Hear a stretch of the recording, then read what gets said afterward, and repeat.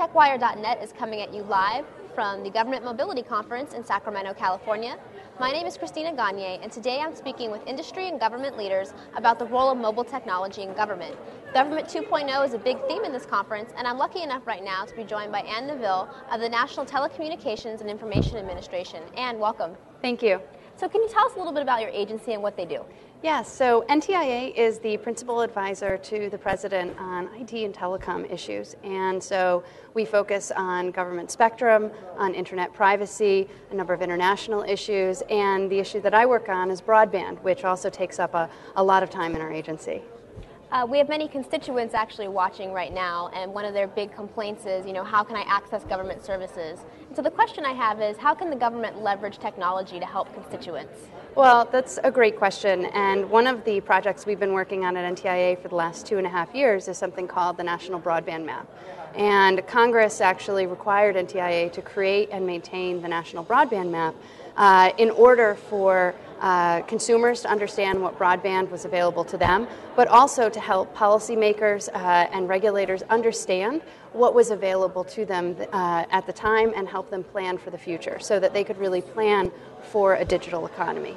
We thought that it would be really difficult to determine policy when you don't know what actually exists right now. And so that effort was a really amazing undertaking that includes over 1,750 broadband providers who have voluntarily provided information across the country. And we've built that into a website at broadbandmap.gov where consumers can go to find information, where analysts or local economic developers can go and find information, and people also can access all of the data themselves.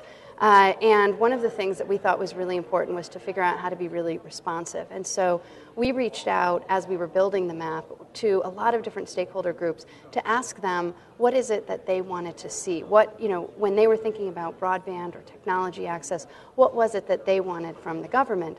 And then as we've been building it, we've still been taking in feedback, and we also have a crowdsourcing mechanism. So if people see information on the map that they don't think is correct, they can tell us, and we send that back to the individual states who collect the data every 6 months, and that helps the states improve the quality of the data so that we're continuously improving this map and making it a better resource for the public. Well, that initiative and this conference are focusing on cross-sector collaboration. So how can industry and government work together to increase service delivery and to make government better?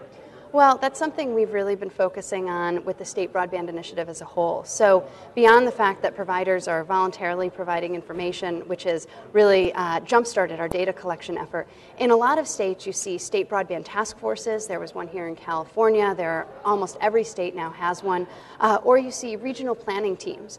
And these kinds of efforts are critical not just to have the public sector involved, but to have the private sector at the table, to have people saying, what are the kind of information needs that we are going to have in 5 years, 10 years, 15 years, so that a community or a state or an entire region can plan for that kind of infrastructure. And so we've really encouraged, and states have really done that across the country, working with the private sector to be able to help develop these plans. Our viewers are probably going to be curious where they can find out more information. So where are you available online? So we're available at ntia.doc.gov. Or you can check out the broadband map at broadbandmap.gov. Great, Anne, thank you for joining me. Thank you so much.